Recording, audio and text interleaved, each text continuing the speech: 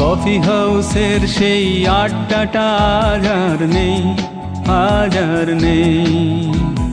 কোথায় হারিয়ে গেল সোনালি বিকেলগুলো সেই, আজ আর নেই।